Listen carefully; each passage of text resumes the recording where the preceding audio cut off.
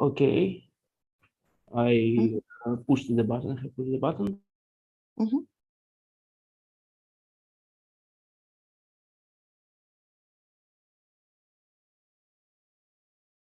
And recording in progress.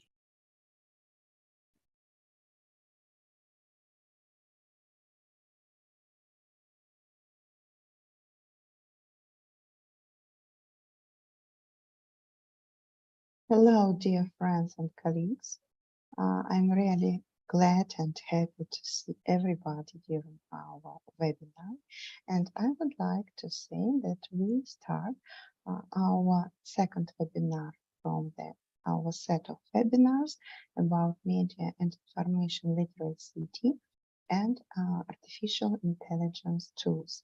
So just now we will start our second webinar in this series, and today we would like to speak and discuss the following question. MILCT, Media and Information Literacy Education Space, and Artificial Intelligence Tools, implementation in the urban media reality. My name is Veronica Yarne. I'm host of our Meal Talk, and also I'm the international leader of MIL City UNESCO Global Initiative.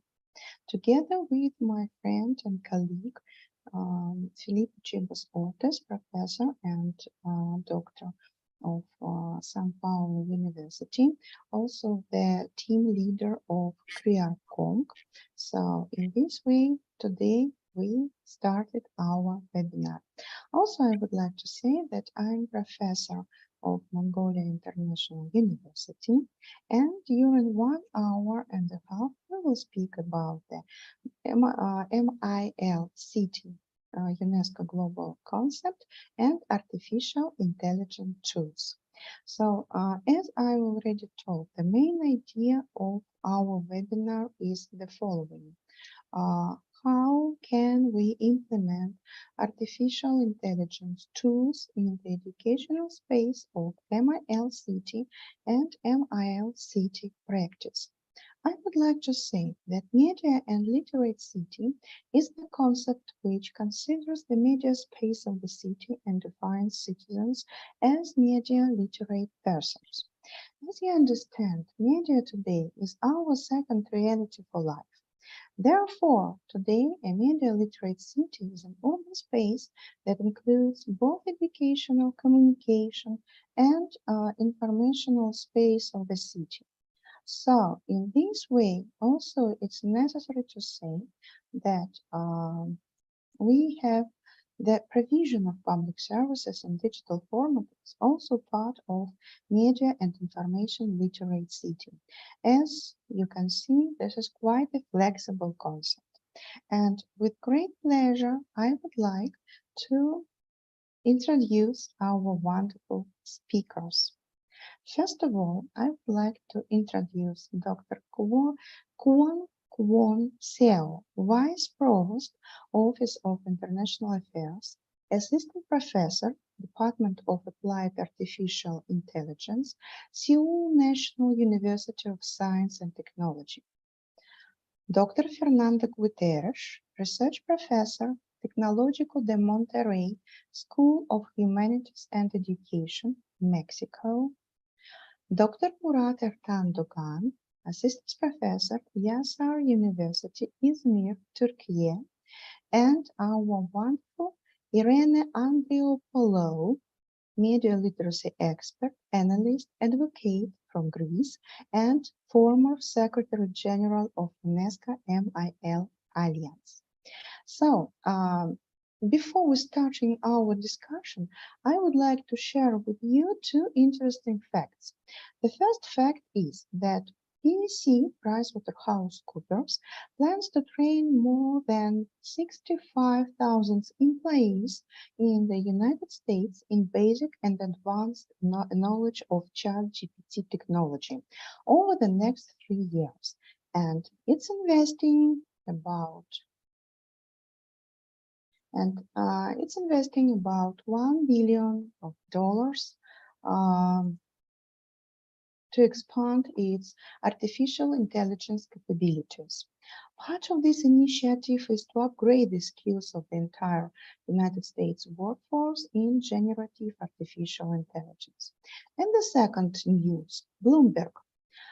Japan uses OpenAI ChatGPT to make complex government regulations more understandable. Japan's Ministry of Agriculture, Forestry and Fisheries is testing chatbots to simplify official documents and make them more accessible. This is the first time that artificial intelligence has been used by the Japanese government. So we see how we already use artificial intelligence tools in urban space. So I would like to say that our webinar will consist of two parts. The first part of our webinar is the presentation of ideas of our speakers. And as usual, we have speakers with different expertise and experience from different countries and different continents. So in this way, I would like to start our presentation, and I would like to present and discuss the landscape of artificial intelligence practice on the one hand and opportunities for its implementation in media and information literacy reality on the other hand. So our first speaker is Irene Andriopoulou, and the theme of her presentation would be: what opportunities do we have in MIL city concept for artificial intelligence implementation? So Irene, please, you can share your presentation and you have your 10 minutes. Don't forget about it. Thank you, Veronica, and thank you very much for the kind invitation, you and Felipe, to be part of this very exciting webinar. You started with two insightful points to start with, and I would like to continue with posing a crucial question before getting into the AI implementation and the relevance with media and information literacy. So imagine all that you have a magic box, and if you press this box, it will immediately generate the best work product for your research with equal or even better quality results than all your talented peers you know. Would you press this box? Would you open this box? Would you use it? And how often would you use it? And most importantly, why? So the most common replies to this question would be to save me some time, to impress my colleagues, to get to my answers faster, out of curiosity, or to learn, question mark. It is true that every time we press this button to open this box, we're not truly learning, but we are helping the artificial intelligence neural network to learn and develop itself primarily. So we're here to discuss today about the human implications of this non-human machine operation. Call it artificial intelligence and all the sub-definitions I will visit later. Let me start with sharing my screen. I don't have many slides. Yes, surely. So we see your slides. All right. Great. Okay, okay, so nowadays artificial intelligence has moved out of the realms of science fiction well into our everyday lives, and it is fact that the algorithms are crucially interrelated to the integrity of the digital public sphere. This is a fact we cannot oversee. When operating through media platforms, algorithms, optimization, impact assessment, and ethical dimensions, as well as accountability, are elements that we should definitely take into account when talking about knowledge societies where media and information literacy is or should be a standout life skill for all. This is the concept set by the MIL Cities Framework as a global UNESCO initiative that implies a societal and individual's approach towards developing media and information literacy competencies.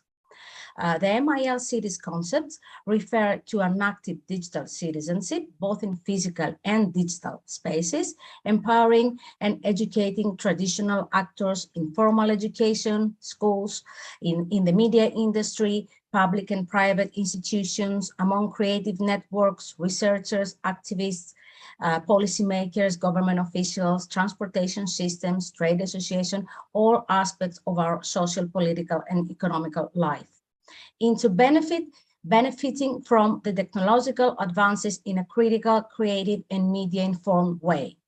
So the key word here is benefit, because we can actually benefit from the use of artificial intelligence, be it the new ChatGPT or other machine learning we come across every day. Let me go to my next slide.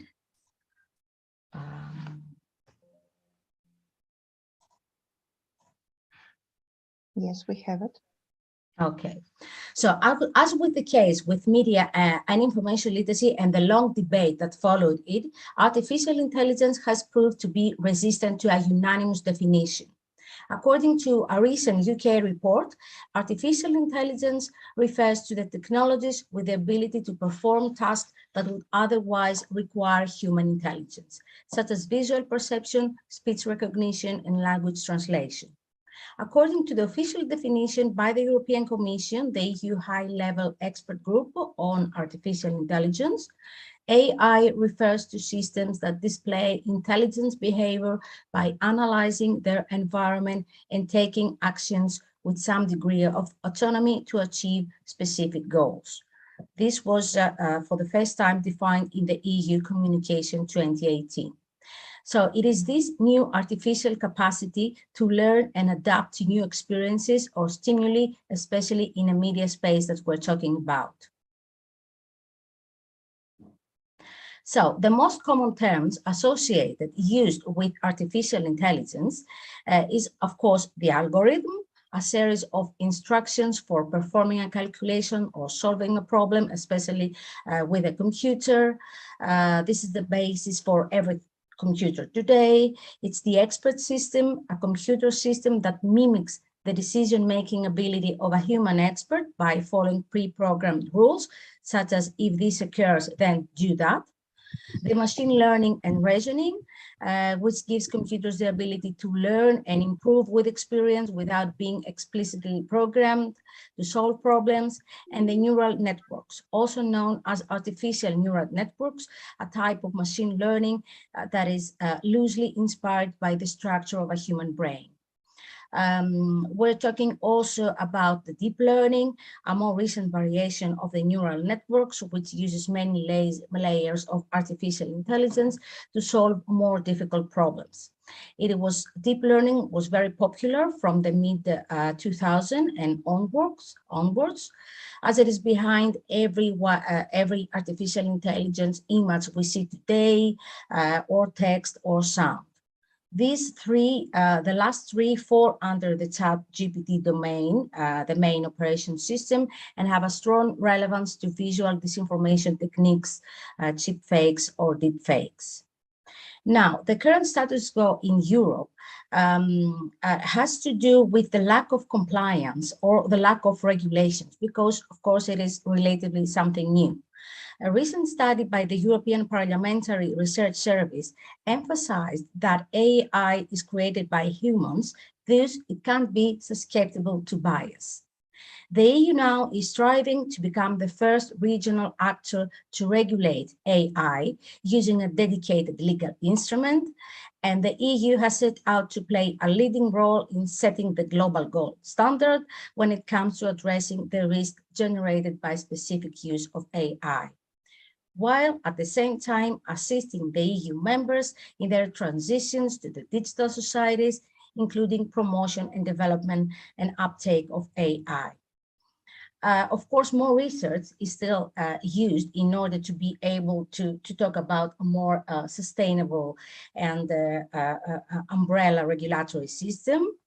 And by and large, media and information literacy as a holistic umbrella term refers to the technical, cognitive, social, civic, creative capacities that allow users to act critically, to understand, evaluate media content.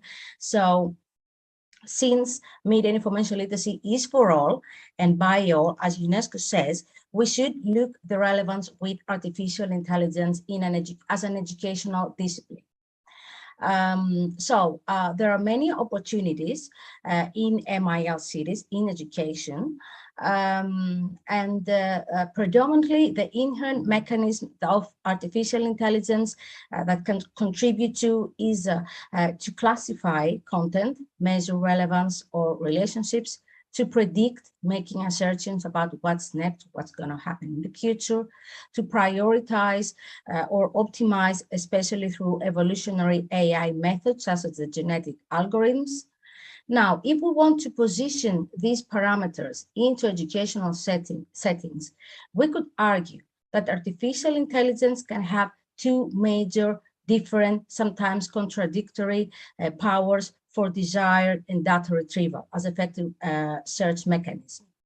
So it has the power to pull, the hungry monster, many people call it, and the power of push. The power of pull is works as a virtual repository for desired data.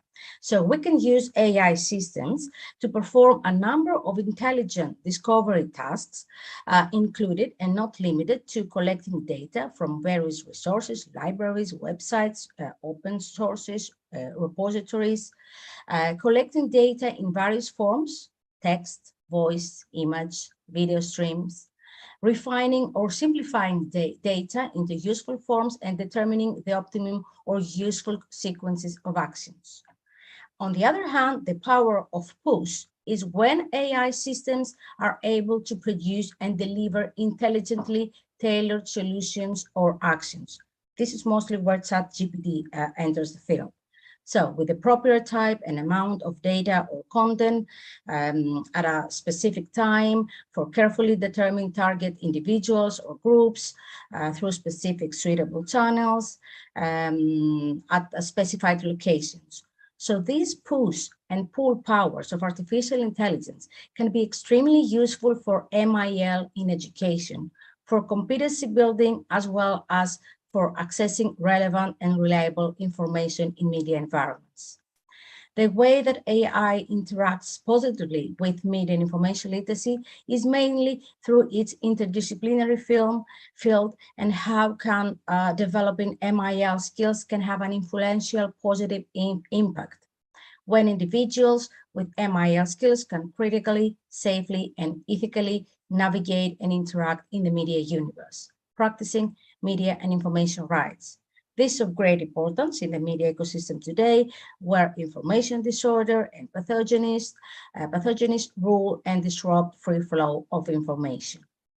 So on that note, AI through MIL supporting actions can help towards self-regulated content on digital media through monitoring and filtering all forms of fake news, disinformation, propaganda, information manipulation to ensure quality experience online experience for all users. It is also related to ethical behavioral models such as netiquette, respecting other people's privacy, online rights, including intellectual rights, and act ethically when sharing and posting content. Also, it can contribute to improving human rights and supporting individuals and communities to realize and exercise their rights, such as freedom of expression and freedom to access quality information.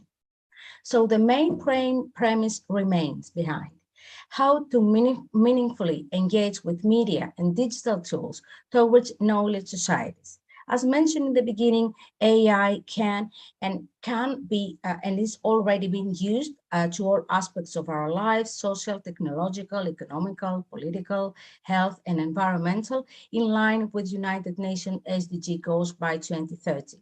However, the foundation should be set at education. So AI should be closely related with education, the driving force behind for knowledge, resilient, and democratic societies. So the closing question would be, we're definitely getting technologically smarter, but are we getting wiser? Are we getting media? Are we getting media information literate, wiser citizens? That would be all for me. Thank you, Time. Serena, for your presentation. So you're absolutely amazing, I would like to say. So, and so we spoke media and information literacy concept and opportunities and gaps for our artificial intelligence. Now, I would like to send the ball to Dr. Kyung Wong Seo from South Korea, and the theme of his presentation will be use artificial intelligence in the learning process in South Korea and in the world in the framework of MIL cities. I would like to and underline that Dr. Kyung Wong has absolutely interesting and very profitable article about of artificial intelligence in the learning process. So please, your 10 minutes. Dr. Kyung, please. And your microphone, please.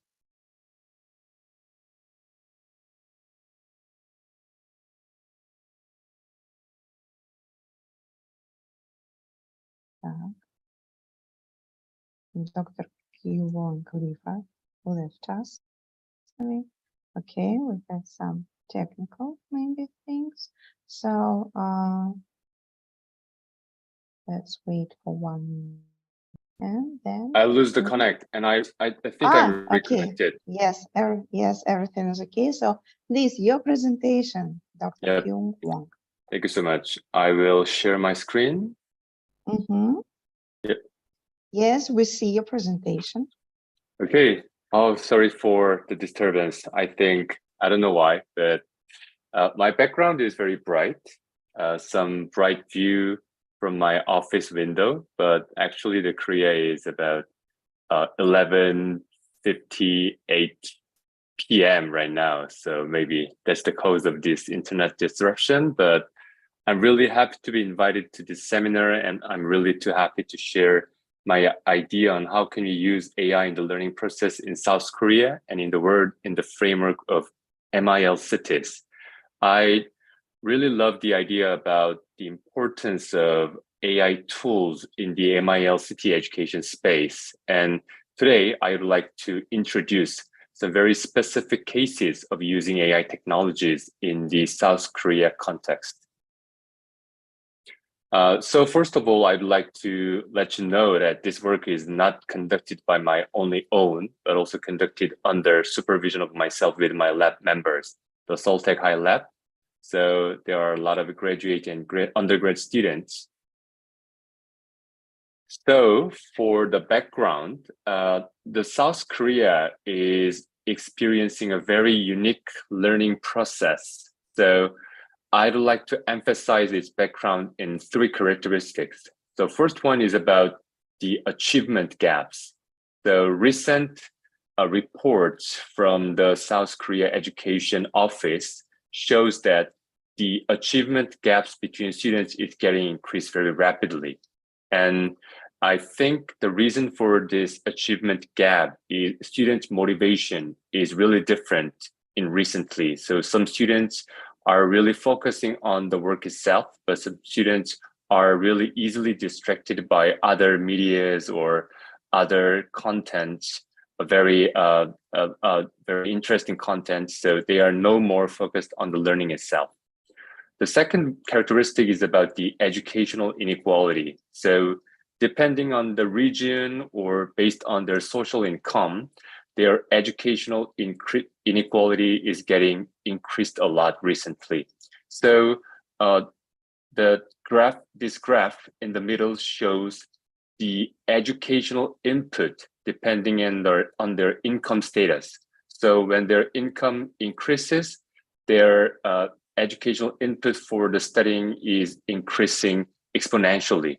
So basically, it shows that when they have a more income, they have a much more chance to study about lots of things compared to the other people. And this is also a main contributor for the achievement gaps between students. The last characteristic is about the teacher's workload. So recently in South Korea, the Ministry of Education is trying to provide lots of very creativity-based courses or the discussion courses or project-based learning kind of things. But actually, this is very helpful for students, but also it creates a lot of workload for the teachers. The teachers have to prepare some materials for project-based learning or problem-based learning. And this makes students good, but also makes teachers very hard to prepare some materials for the classes. Within this context, the Ministry of Education is trying to provide some personalized educations for all.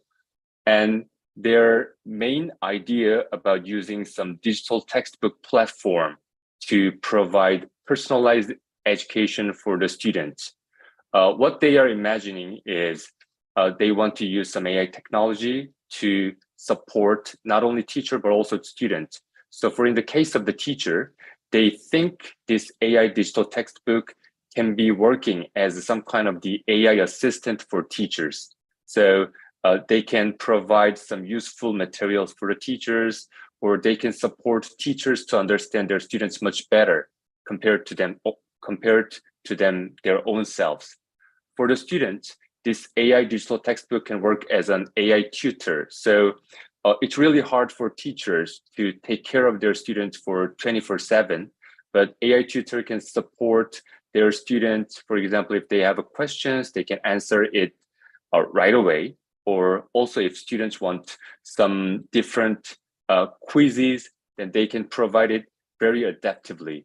So this kind of AI-based assistant and tutor can be a really good way to provide personalized education for all.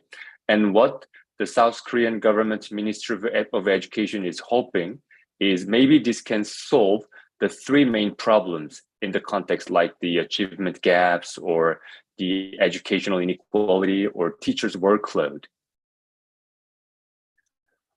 In this context, I have actively collaborated with Seoul Metropolitan Office of Education to provide what types of AI-based personalized education can be provided to the students and teachers. So what we defined is 5 types of learning and teaching services for students and teachers. So for example, for learning, we proposed some intelligent tutoring system or recommendation system or adaptive assessment system for students. And for the teaching, we provide some kind of AI assistant, which provide AI dashboard or support teachers to understand their students better in online learning context by using some facial expression and emotion analysis system. So I will explain a little bit more specifically.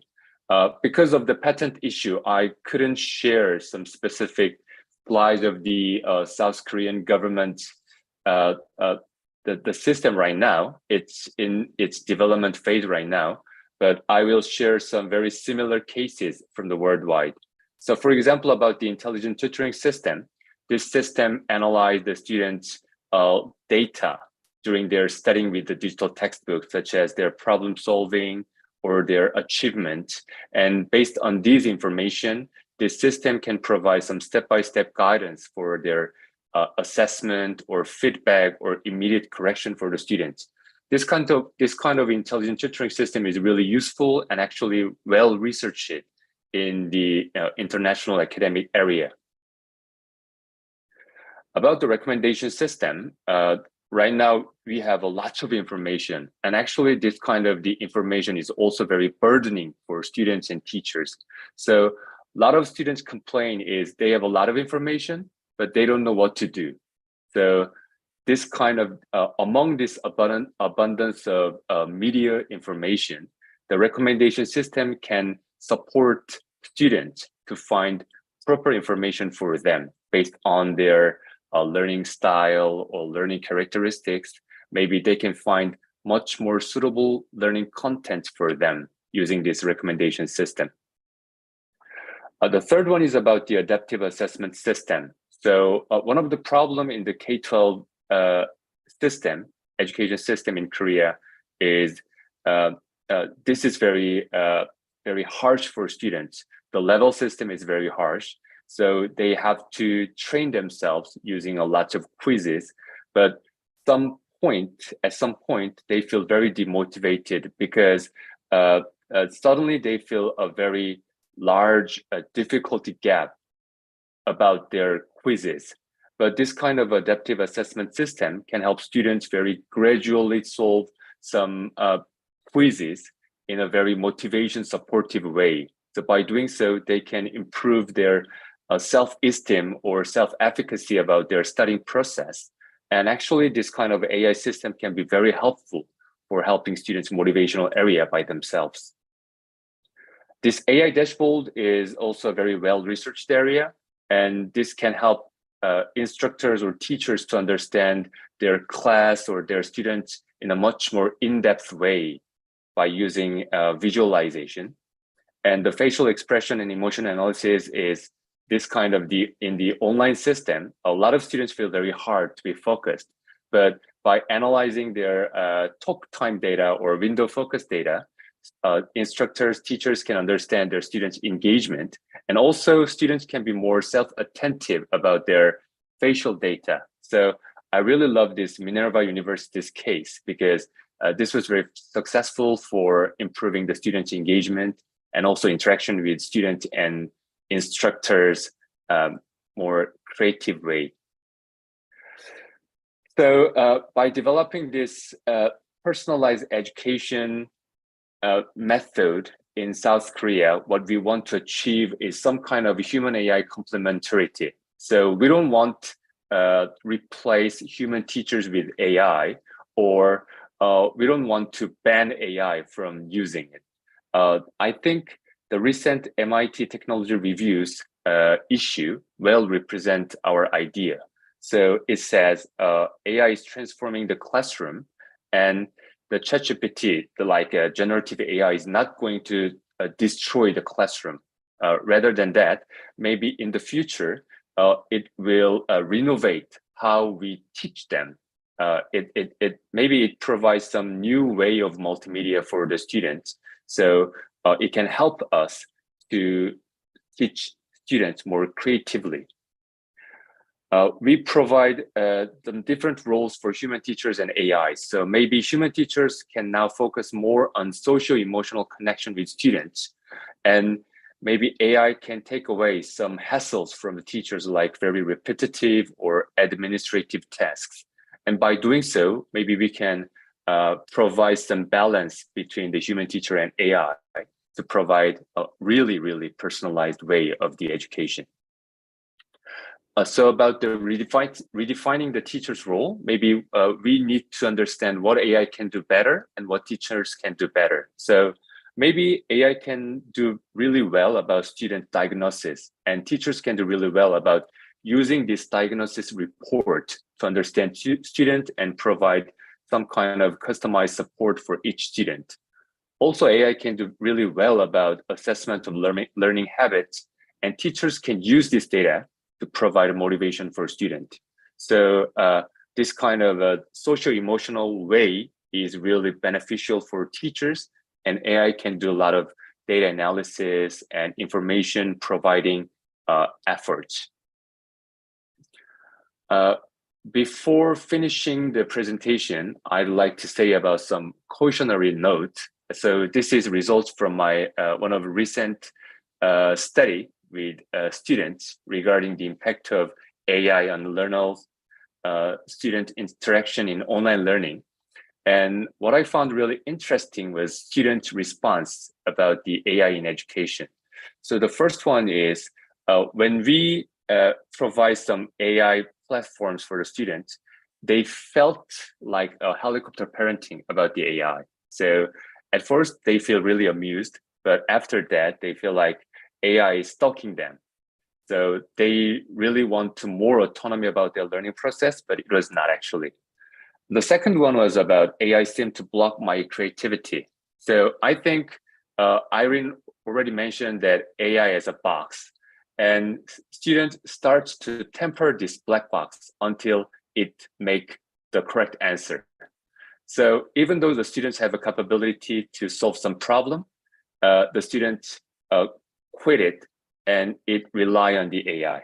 The last one is about the same, in a similar way, it shows that AI has made me more dependent. So students start to become very dependent on the AI application. So even though the student has a capability, the student doesn't believe his or her own capability and starts to rely on AI much more heavily. So although we think the AI have a lot of capability, the UNESCO MIL city like itself should focus more about how can we use AI in education in a more beneficial way.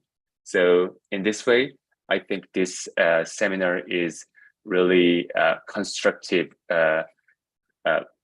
way to provide some useful information for others. So thanks for your attention today. And this is all for my presentation. Thank you so much, Dr. Kyung Won. Yes, I meant your article, which you showed in your presentation. It's very interesting, honestly say. So it's very interesting ideas that artificial intelligence could be the coach and supporter for students. It's really very, very interesting. And of course, I would like to mention and underline again the results of survey of students. Am I right that that they felt more dependent or as a helicopter, so something else? It's very interesting metaphors, I would like to say, by the way. So thank you so much for your presentation and sharing your ideas. Also, I would like to mention that now we have in our live broadcasting my co-leader of UNESCO Global MIL City Network, and also my co-host today of MIL Talk, Doctor and Professor of São Paulo University, Filipe Chibas Ortiz. Yes, he is with us. And also I would like to mention that Dr. Filipe Chibas Ortiz, also the team leader of CREARCONG. It's the research center of São Paulo University. And also we have support from this research center. So thank you so much, Filipe, for your attendance now and participating and support of this webinar, of course. But now we are flying from South Korea, so we are flying very shortly, by the way, to Turkey. And I would like to ask to share ideas and presentation also, Dr. Murat Ertan Dogan, and he will speak about the opportunities for the use of artificial intelligence in online learning and distance education process in Turkey in the framework of MIL CITES. So Dr. Murat, please share with us your ideas. I switch off my microphone. Thank you. I would like to thank you first for inviting me as a speaker in here. That the first two presentations were wonderful, really. I'm very happy to hear all those information from experienced people in here. So I will be today presenting about the importance of artificial intelligence in online learning based on an empirical research that we made in the last 2 months, actually. So Dr. So actually told about many of the concepts that I was hoping to tell you. So I will be not boring you with all those concepts again. So I will be just skipping all the details.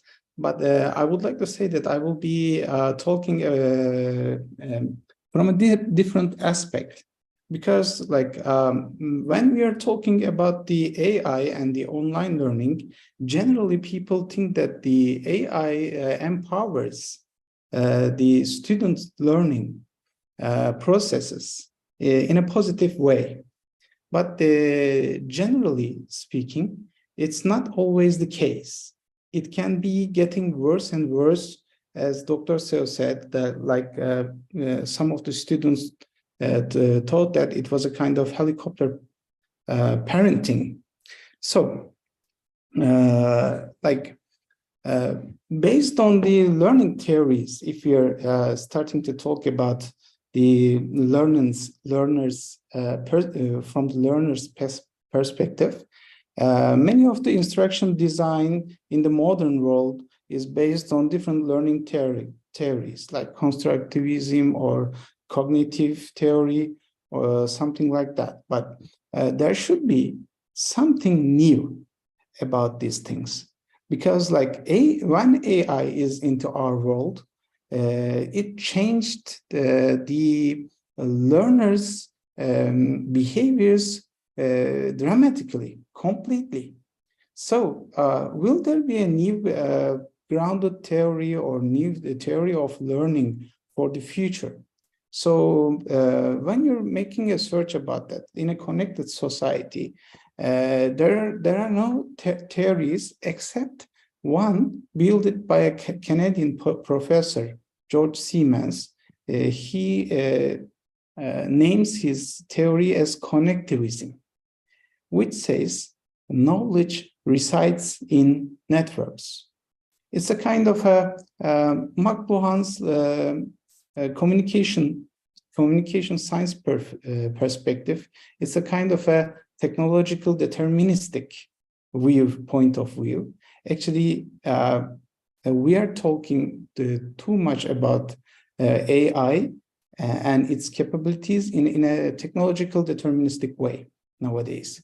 So yes, I do believe that like AI can contribute to learning, and there will be an empowered society where citizens of this society can actively participate and contribute to development of their communities.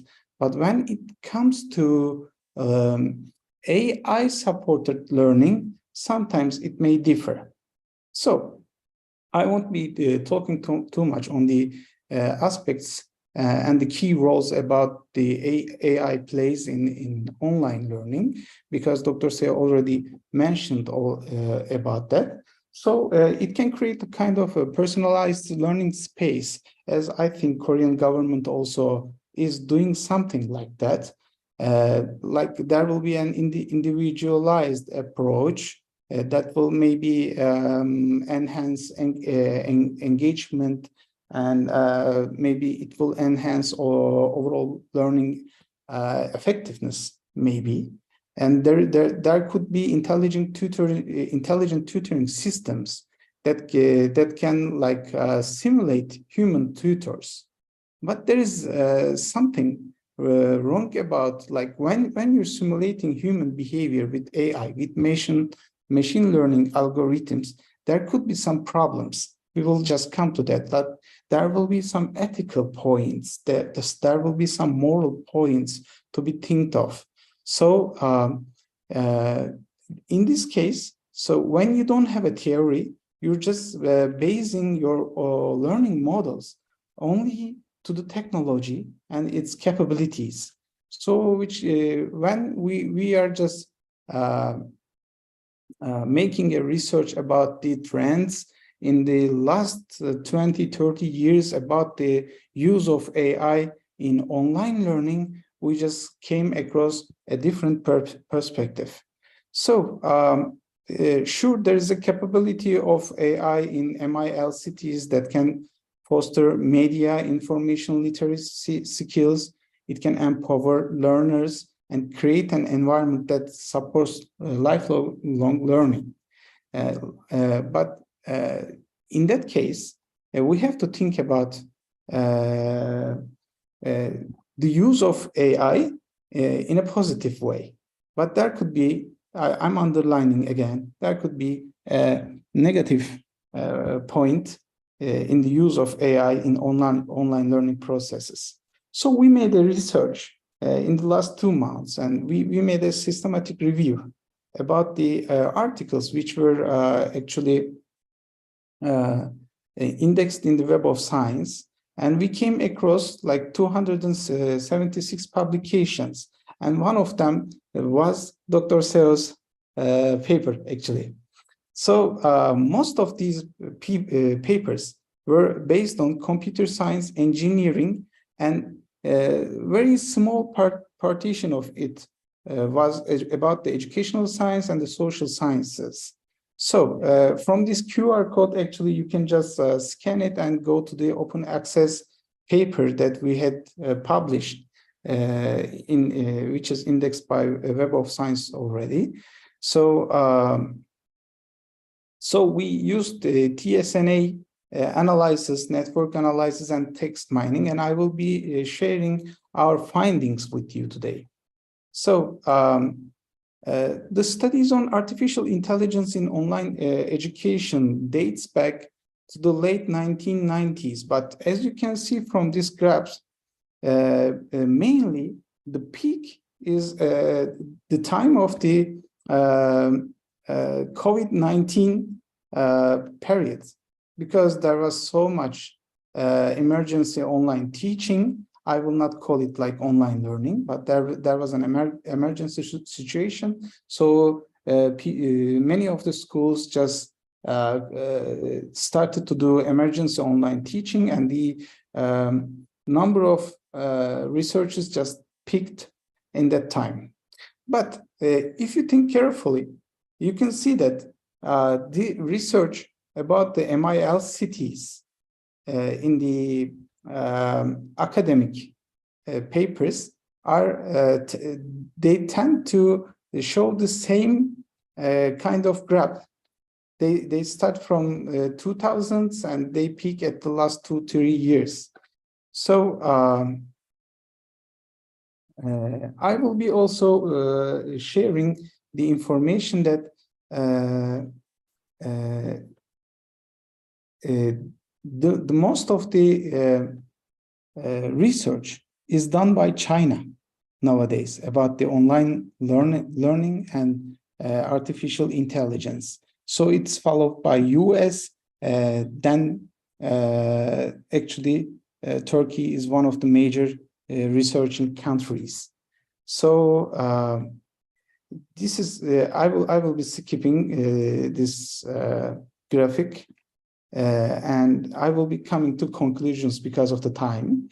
So when we conclude about our findings, most of the artificial intelligence applications in online education are so much into technical details in computer science, but they are lacking of theory.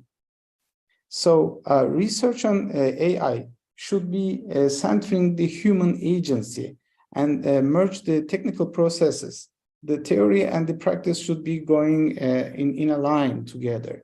So there is a lack of regulation how to use the data of the people when you're using artificial intelligence in online learning. So it directly brings the ethical problem to the table.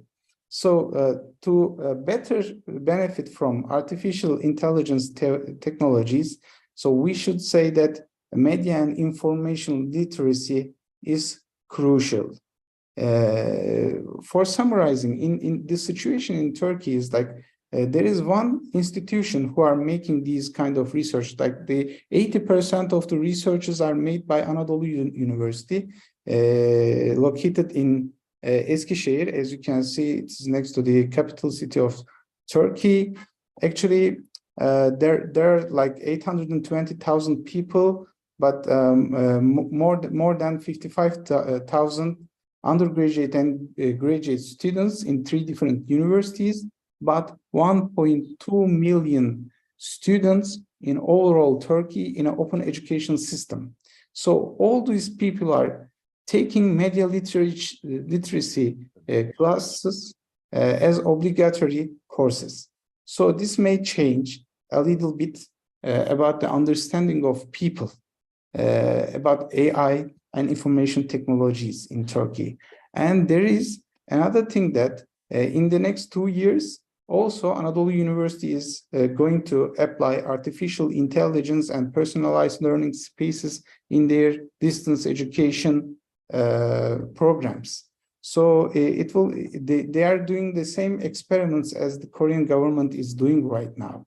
So I would thank you for listening. And if you would like to have detailed information about the research going on in Turkey, please do not hesitate to contact me.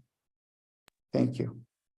Thank you so much, Dr. Murad Erdogan. So I would like, it's really very interesting when we speak about the MIL-CG and 3 different so big universities in one city, and so impressionable number or numeral that 1 million and more than 1 million students, okay, in one city. So we can speak that this city and these universities is the theme of my research, by the way, about the MIL University as information and media and information literacy hub.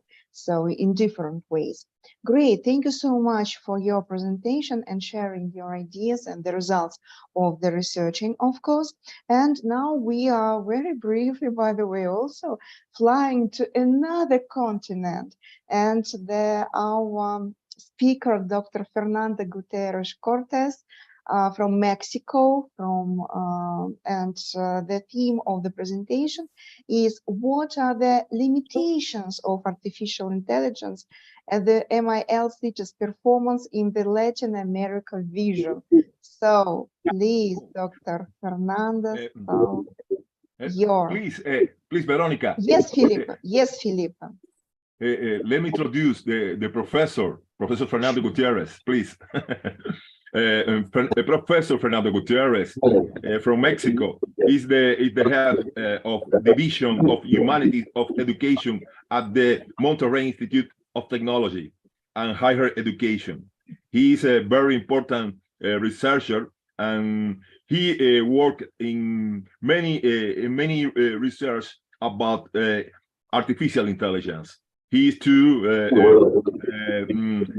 received many awards about because the research of him are very important. He for me is a light, is a impression, and he is my example. I want to say that, and please go ahead, my friend.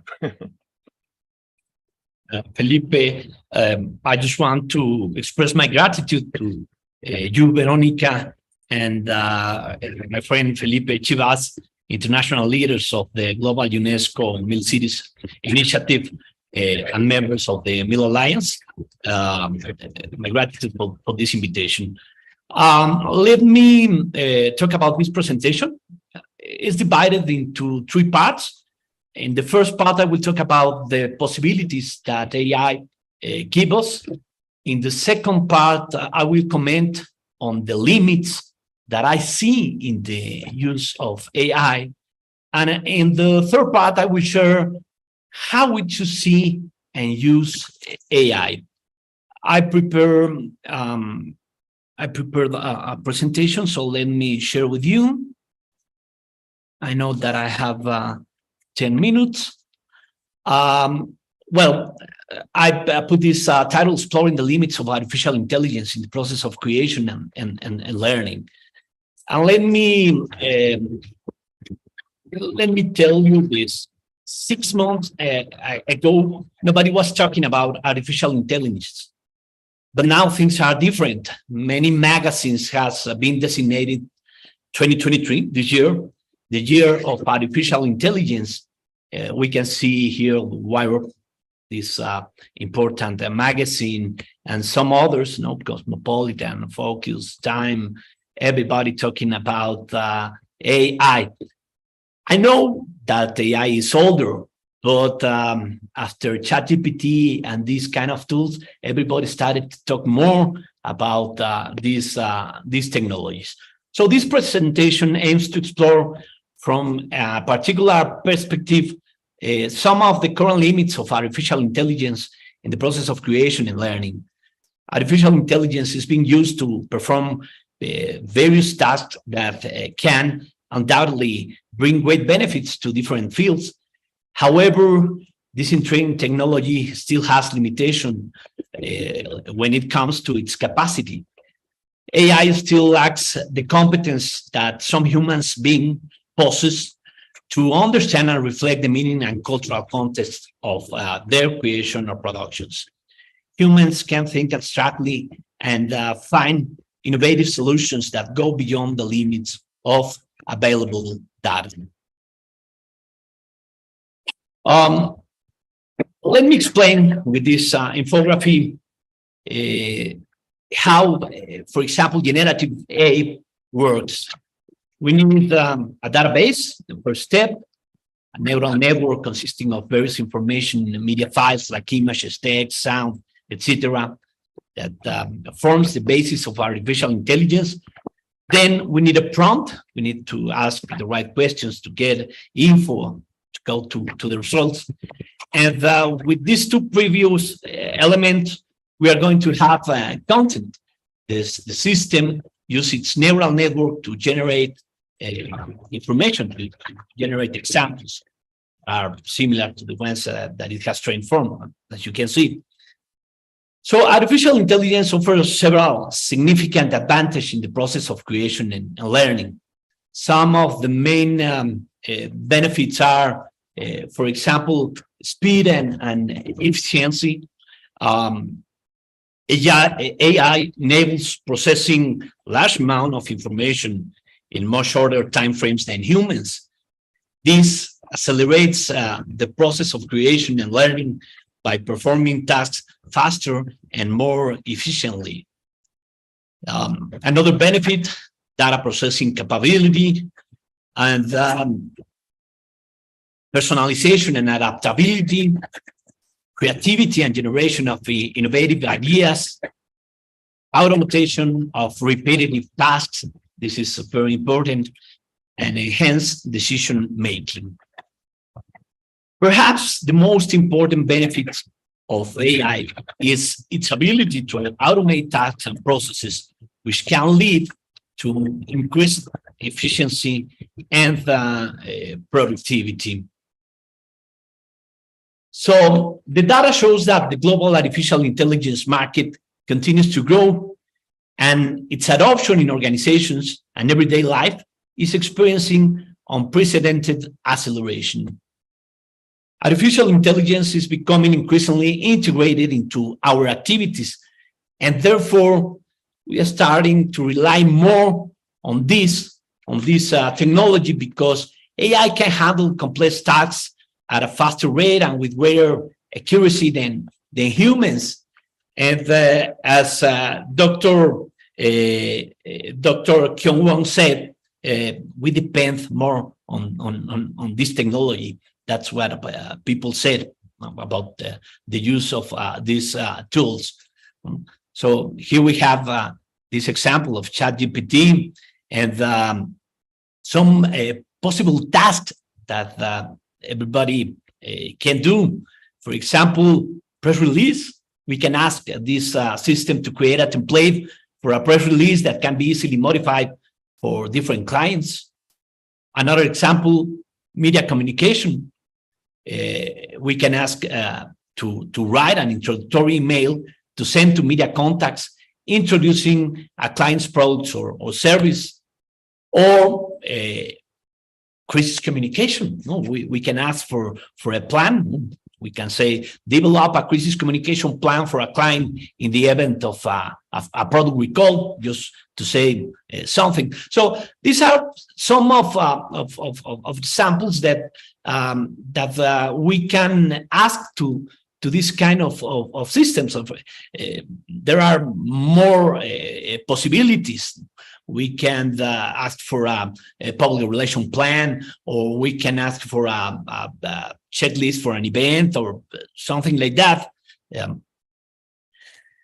Here we have another tool, another important tool to create promotional videos. You can choose a template and just describe the kind of video that you need, and the system is going to make it's going to create the video. It's going to do all the work. Another example, DALL-E 2, a system that can create realistic images art from a description in natural language. So with these examples, I just want to share the idea that we can do many things with these tools that we can have now. But let's talk now about the limits that I see on artificial intelligence. AI, like any other technology, enters the world as a toy that amazes and fascinates everyone. Initially, not many people are interested in the substance of this technology. Just a few can understand how this new technology could transform the environment. People simply use it without questioning its potential repercussions. You know, the unintended consequences of this technology. And this is something important that we have to know. Machines or models have been programmed to behave ethically, but there are still flaws. Many risks have been identified regarding ethical dilemmas. Even experts in the field predict that in this year, we could have the first death attributed to a chatbot.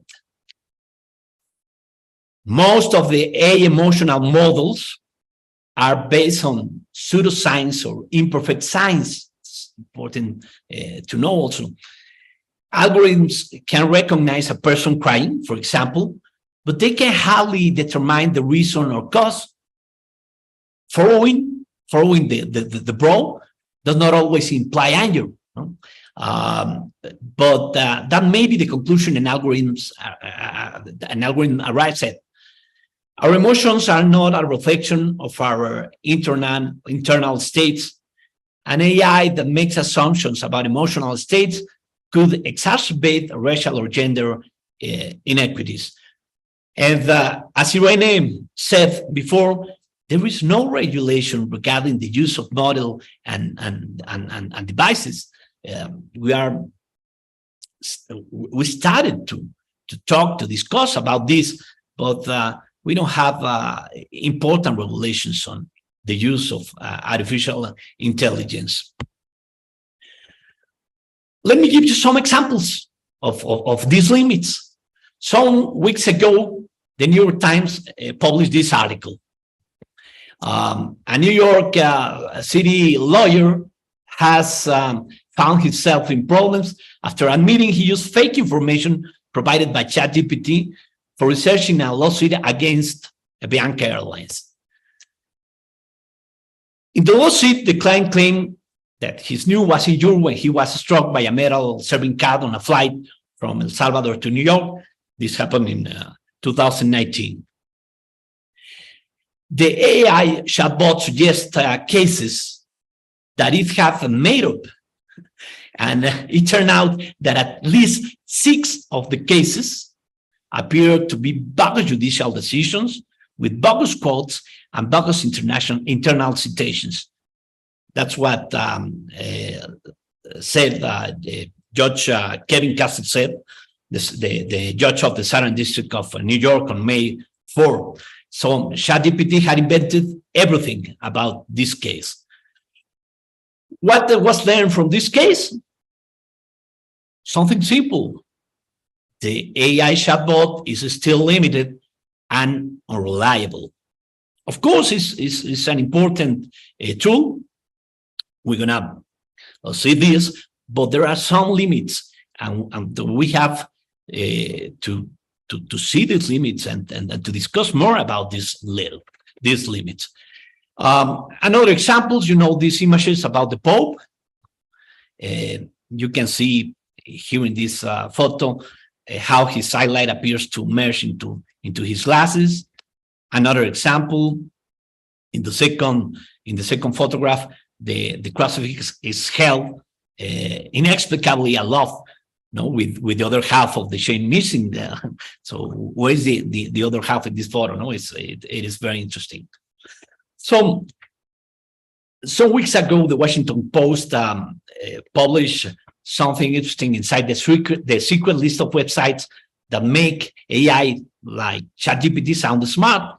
Here you can see the sources, the top sources that feed the categories. In this case, in the category of news and media, we have these 5 sources, no, for ChatGPT: Wikipedia, the Script VD, New York Times, LA Times, The Guardian. So all the information comes from these sources. So how to understand technological change? Let me talk about Postman framework. Neil Postman was an American cultural critic and a media theorist. He was a professor of media ecology at NYU, where he wrote the book Amazing Ourselves to Death, Public Discourse in the Age of Show Business. Postman's work focused on the effects of media and technology on society.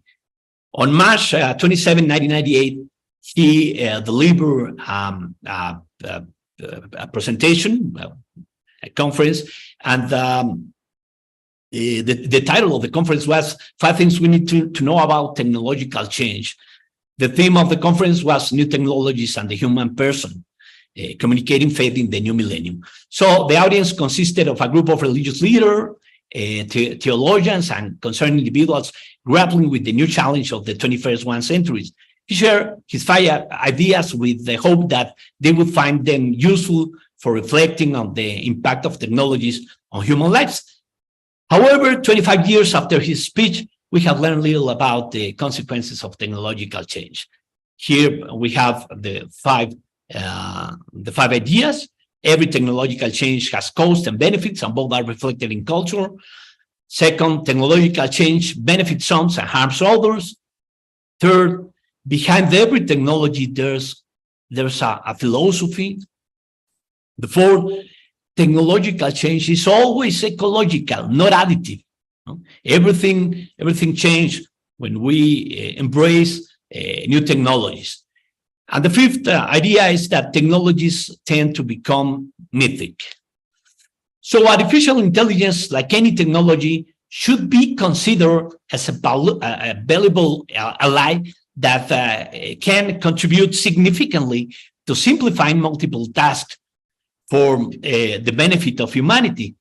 It should serve humans and not the other way around. And as Marshall McLuhan, the Canadian philosopher, said, if we understand the revolutionary transformations caused by new technologies, we can anticipate and control them. But if we continue in our subliminal trends, we will always be slaves to technological effects. So I will stop my presentation on this, and thank you for your attention. Dear Dr. Fernandez, thank you so much for your so emotional presentation, I would like to say. And it was very interesting that you remember this deep fake about His Holiness with this Prada code. Yes, it's very interesting. But also, Felipe, I understood very well. Our previous webinar about ChatGPT is more demanded than artificial intelligence tools and its implementation in the ML city, because all our speakers today remembered about ChatGPT with absolutely different things and with absolutely different researches, by the way. So it's necessary to repeat, it seems to me sometimes. So I would like, no, seriously.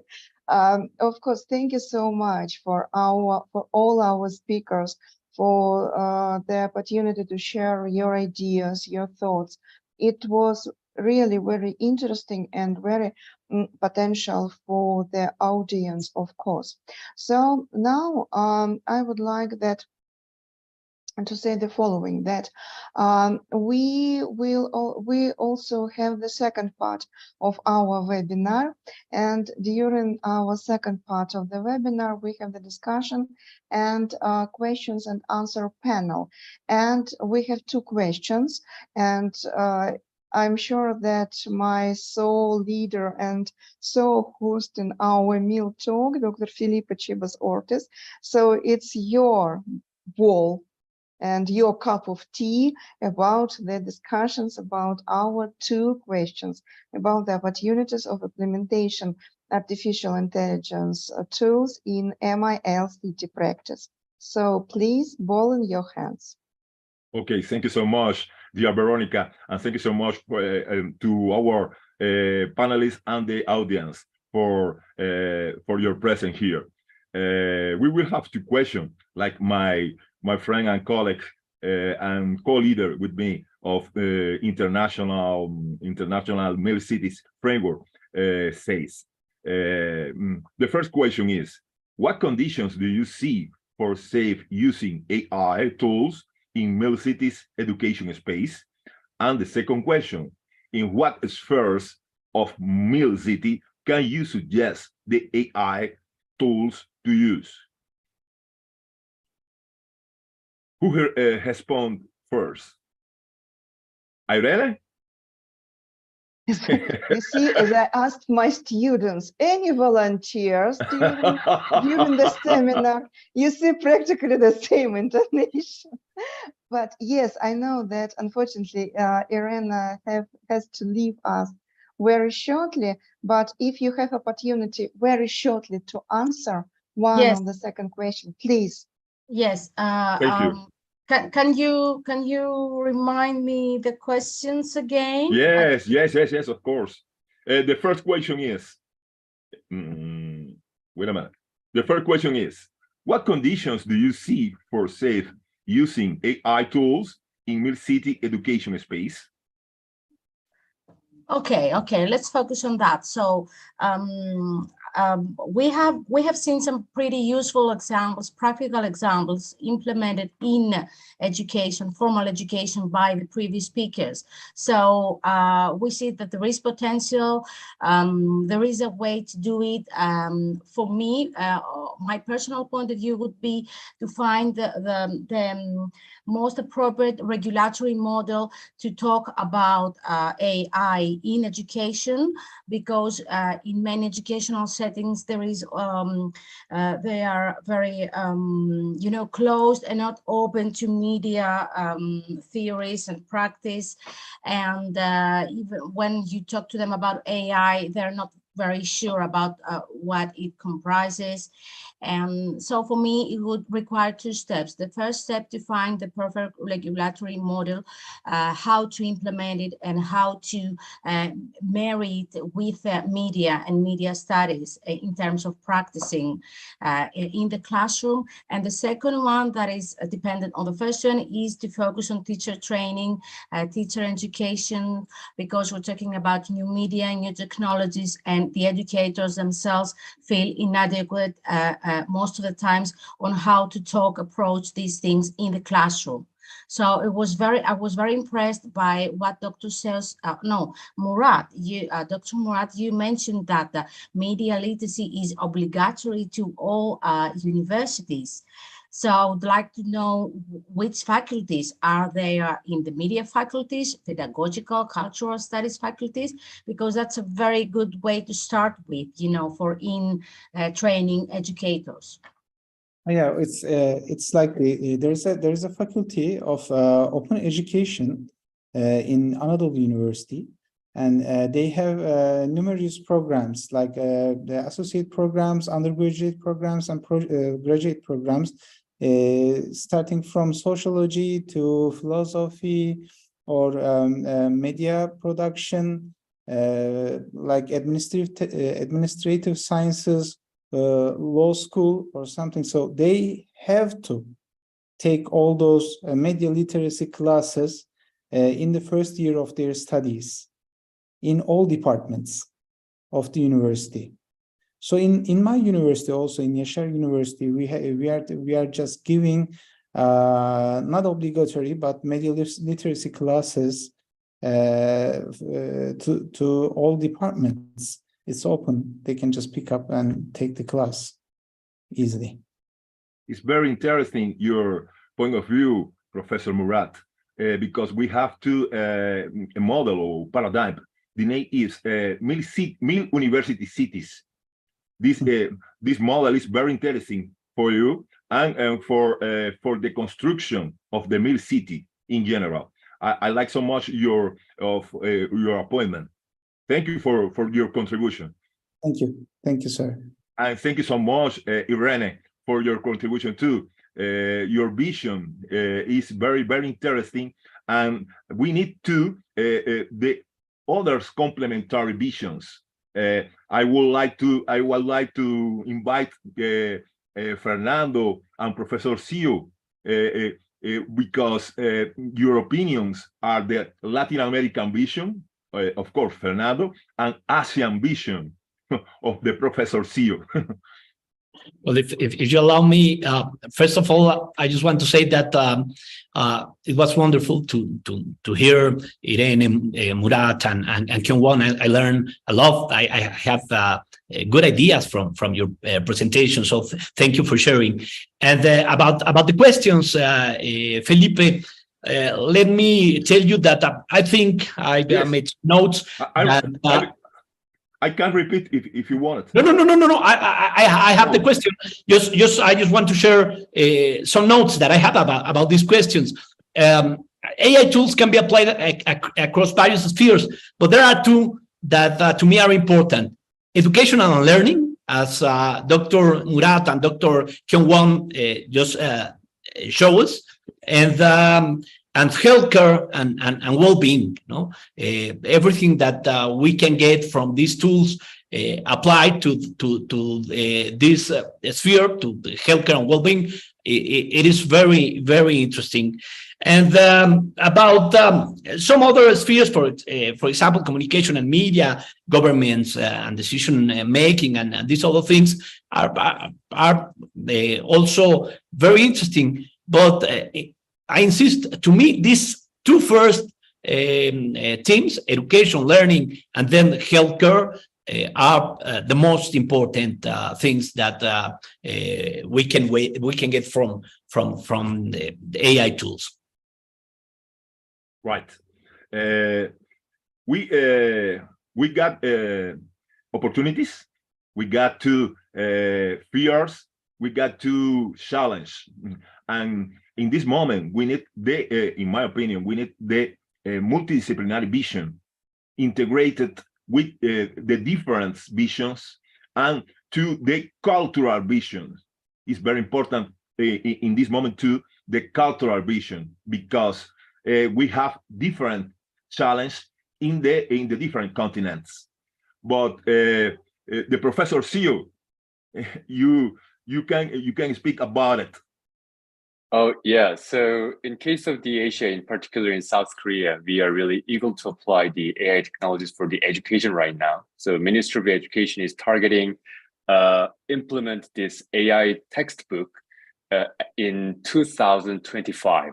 So it wants to start educate students with this AI textbook. And I think the three most important point we should consider for safe using AI tools is responsibility, agency, and surveillance issue.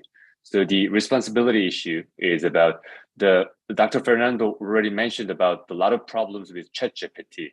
So let's imagine that even though instructor teach students and students ask some question to the ChatGPT, and the ChatGPT's answer contradicts with teacher's answer, and it creates some really interesting chaos.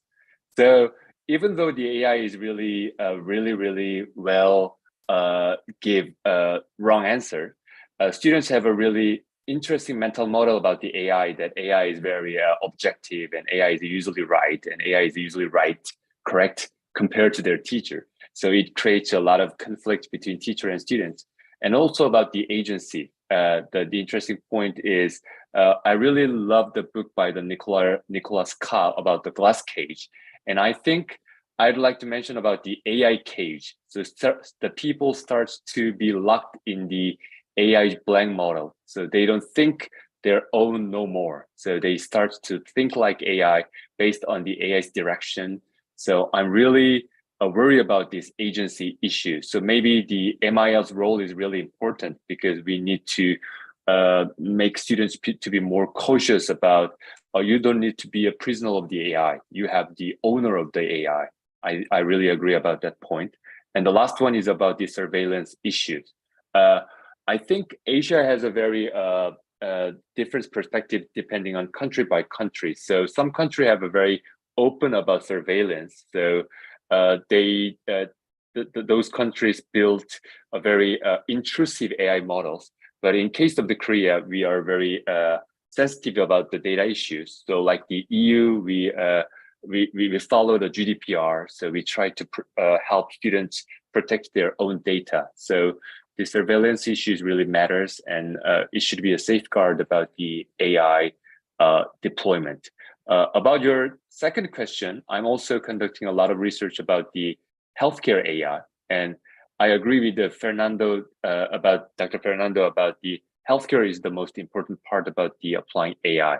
And also, I think the healthcare's problem is really similar with the education, because similar problems happens in the healthcare. For example, patients have a lot of questions and they start to ask questions about the ChatGPT, and the ChatGPT's answer contradicts with doctor's answer, and they feel really confused, like, oh, ChatGPT told me this way, but my doctor told me the other way. What happens? They don't believe their doctor. They believe internet much more. I don't know why, but same thing happened. So there's a lot of role for MIR about the education and healthcare, I believe. Thank you so much. Please. Oh, sorry. So the ChatGPT is no Dr. House, huh? No, of course not. But it's very interesting your proposal, Professor Sio, and I like so much when you talk about personalized education for all. But this point with the surveillance is very dangerous. This point, because personalized education for all, we got to limited. We need limited, and the limited is like a Professor Irene says. The limit is the ethics. We need ethics. Artificial intelligence, well, but we need ethics too. I would like to share some ideas with everybody. For example, in my opinion, it's important to say today we talk about 3 phases of artificial intelligence. The first phase is which artificial intelligence is below human intelligence. Is now. The second phase is which artificial intelligence will be at a similar level to human intelligence in the future. And the third phase is which artificial intelligence will be above human intelligence. This is shown by some movies. We are concerned with this, of course. In my book, From Smart Cities to Mild Cities, Metrics Inspired by UNESCO's Vision, with chapter of author from more than 20 countries, we talk about the relationships of these 3 topics: artificial intelligence, policies, public policies, and ethics. We need the integration of these 3 factors. Thus, with the advancement and increment of recent technologies in the field of artificial intelligence, accompanied by the 4th industrial revolution in the field of data governance, and by the automation of process and exponential development in several areas like education, health, and entrepreneurship, which give rise to numerous potentially innovative and the same time disruptive tools. This situation have to a new ethics challenge. But that's my opinion, and it's necessary the work of the social science and, of course, the hard science, and we need a new way to work. We need to, in my opinion, we need more research about these points, different points: artificial intelligence, public policies, and ethics. The integration of these three factors are fundamental for the challenge, the present challenge, and the future challenge. Felipe, Well, thank you. Yes, Felipe, thank you so much for organizing the discussion and also the sharing your ideas and thoughts. So I understood the ChatGPT. It's absolutely fashionable thing in our community. Okay, so what would I like to say, finishing our discussion? So first of all, it seems to me that it's necessary to understand that artificial intelligence isn't our future, it's our nowadays. We work with it, and of course in our previous webinar we also discussed ChatGPT and opportunities, and also the ethic problems from different points of view, also from the point of view Catholic Church, so with the point of view of the social communities. So we did it on the different points of view. So also I would like to say many thanks for our professors and our speakers today, because it seems to me that now we have the landscape between the practice in different countries and different continents and the opportunities for the MIL teachers and media and information literate city. Of course, it's not the decision, but it seems to me that it's absolutely impossible to find the decision during the 1 hour or with one discussion. Of course, it's new tool, absolutely new tool, technical on the one hand, ethical on the other hand, very cognitive, by the way, as Dr. Murat told in different ways. So yes, of course, but it's necessary to speak about it, to discuss it, and try to find the points of the following and further maybe decisions or discussions. So I would like to underline the three things. First of all, I would like to say that, of course, the point of innovation for artificial intelligence tools, it's media and information literacy. It's very comfortable and very convenient, going according to the different courses as the separate discipline, maybe, or the separate course, or maybe the part of some course and discipline. And Dr. Murat and Dr. Kyung Wong told about it during the presentation. Also, it seems to me that it's very good idea about the university as a media and information literate hub, and also using the tools of learning design, which we can use to involve and to improve the artificial intelligence tools, not only ChatGPT, but also in other tools. So for the opportunities to develop it. And also the third thing which I would like to share, it's absolutely wonderful metaphor from the Dr. Kyung Wong presentation, that artificial intelligence, it's a supporter with all the different roles. It's very interesting idea, by the way, I would like to say. Also, of course, about the helicopteral parents. Yes, it's also very interesting metaphor. I started to work with Asian students this year, and I would like to say that it's very unexpected, honestly saying, for me, when the students from South Korea gave so interesting metaphors. So for me, it was absolutely unexpected. So in this way, I would like to say, of course, thank you so much for our speakers. Maybe somebody would like to add something. No. Okay. Thank you so much. Thank you so much for your contribution. Thank you so much for your ideas and thoughts. And of course, I was really happy and glad to see all of you in Zoom. And of course, I would like to say, as I usually close Meal Talk, so we are from different towns, different countries, different continents, but we have opportunity to discuss and to find the points of view and find the decision for all problems. Absolutely. Thank you so much again for your work, for your thoughts, for your ideas, and for the different opportunities to discuss. Thank you so much. Thank you so much also for our viewers who also took part in our discussions. Thank you so much again. Thank you. Bye. Thank you so Thank much. you. Thank you. Bye.